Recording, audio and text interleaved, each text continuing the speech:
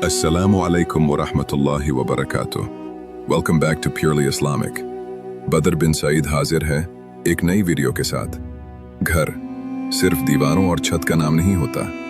घर वो जगह होती है जहां दिल को सुकून मिलता है, जहां थकन उतरती है और जहां मोहब्बत महसूस होती है।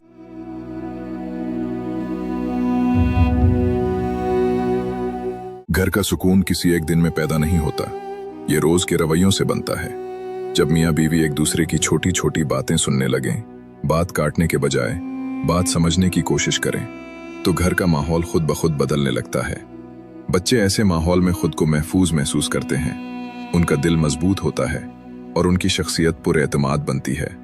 सुकून का मतलब ये नहीं कि मसाइल ना हो, बल्कि सुकून का मतलब ये है कि मसाइल को लड़ाई झगड़े के बगैर सब्र और तहम्मुल से हल किया जाए। जिस घर में चीखो पुकार कम और धीमी गुफ्तगू ज्यादा हो, वहां रहने वालों के दिल नफरत से नहीं, मोहब्बत से भर जाते हैं।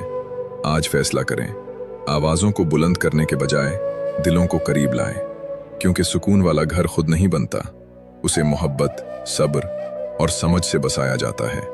अल्लाह हम सबके घरों को मोहब्बत, रहमत और सुकून से भर दे। आमीन।